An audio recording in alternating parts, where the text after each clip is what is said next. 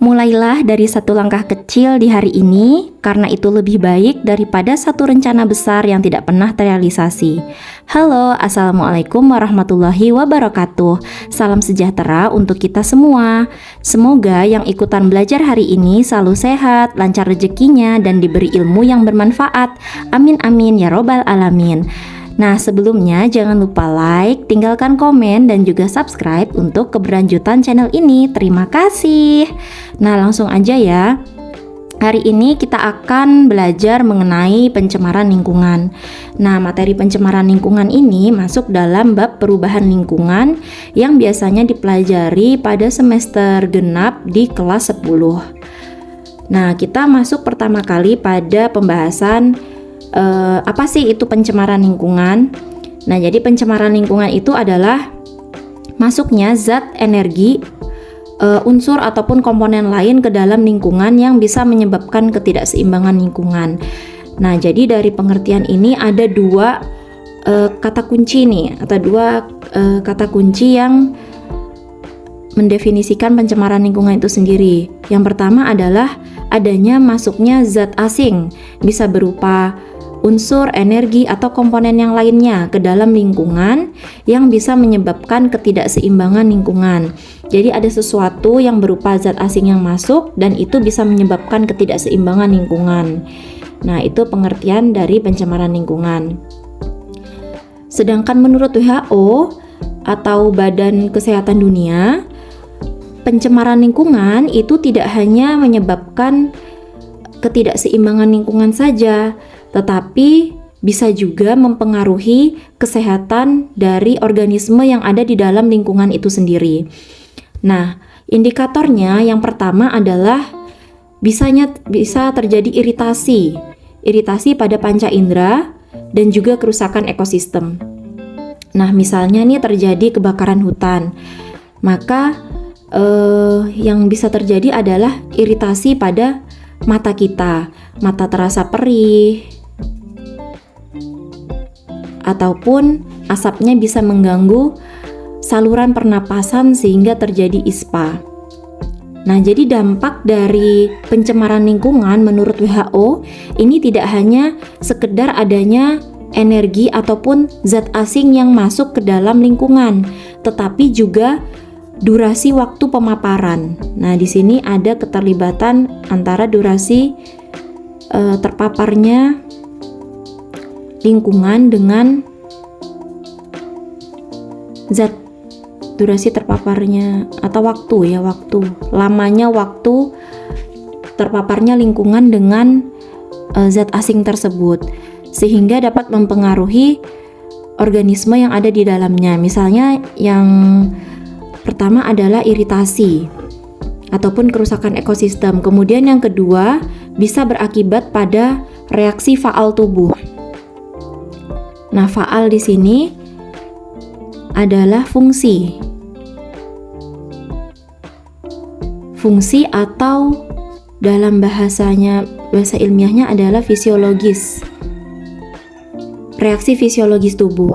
Misalnya karena adanya pencemaran lingkungan tersebut menyebabkan fungsi dari tubuh atau fisiologis tubuh kita mengalami kerusakan sehingga menyebabkan penyakit. Mulai dari penyakit yang ringan hingga penyakit yang kronis.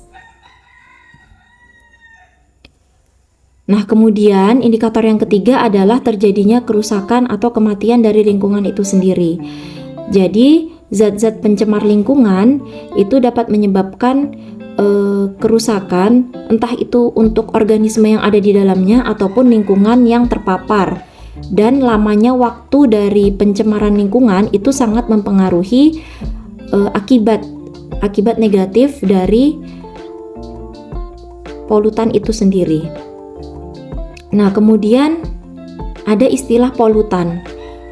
Jadi polutan adalah zat pencemar.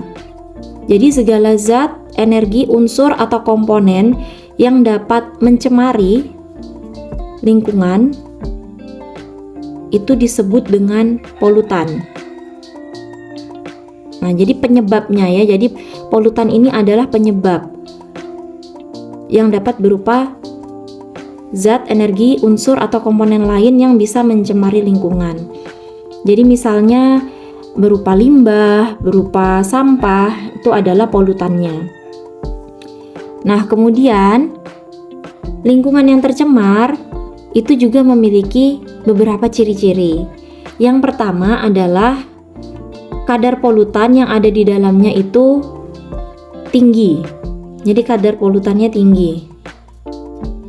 Nah, jadi manakala suatu lingkungan memiliki kadar polutan yang tinggi, maka dapat dikatakan lingkungan tersebut tercemar.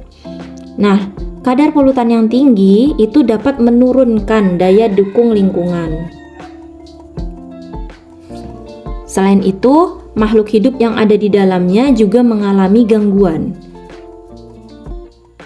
Gangguan pada makhluk hidup, entah itu pada manusia, hewan, maupun tumbuhan, karena terpapar oleh zat polutan tadi.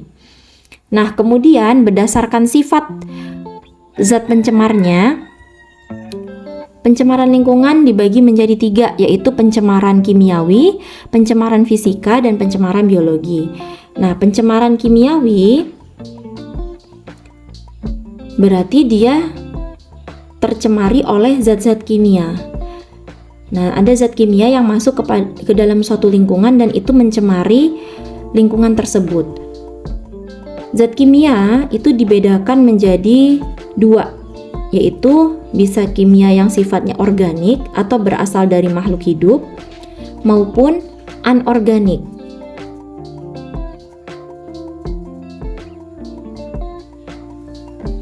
Nah, sementara pencemaran fisika adalah pencemaran yang sifatnya fisik, ditinjau dari fisik zat pencemarnya. Ini bisa berupa zat padat, bisa berupa zat cair, bisa berupa gas. Nah, contoh yang berupa zat padat adalah sampah, dan ini sering kita jumpai di sekitar kita. Banyak orang yang kurang peduli terhadap lingkungan dan membuang sampah sembarangan. Nah, ini berarti pencemaran fisika berupa zat padat. Dan ada juga pencemaran yang berupa cair, zat cair. Contohnya adalah limbah yang dibuang, zat limbah cair nih yang dibuang oleh pabrik ataupun limbah rumah tangga, misalnya deterjen bekas pencucian baju yang dibuang ke sungai. Dalam jumlah yang besar itu tentu saja bisa mencemari lingkungan. Ataupun berupa gas. Nah, yang berupa gas misalnya adalah asap kendaraan, asap pabrik, yang mana asap itu biasanya mengandung berbagai zat polutan berbahaya. Salah satu contohnya adalah karbon monoksida. Nah, kemudian berdasarkan tempat terjadinya ada 4 penggolongannya. Ada pencemaran air, pencemaran udara, pencemaran tanah, dan pencemaran suara. Nah, yang biasanya dibahas itu ada 3. Pencemaran air, udara, dan tanah. Adapun pencemaran suara berarti ini berada di lingkungan yang bising. Lingkungan yang sangat bising yang memiliki suara yang keras sehingga mengganggu pendengaran kita.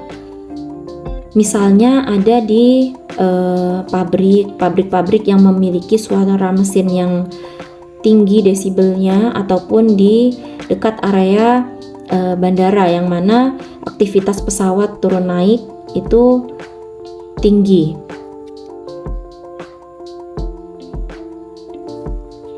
Nah, untuk pencemaran air, udara, dan tanah akan kita bahas pada bagian selanjutnya. Nah, demikian pembahasan kita mengenai pencemaran lingkungan. Semoga bermanfaat. Wassalamualaikum warahmatullahi wabarakatuh.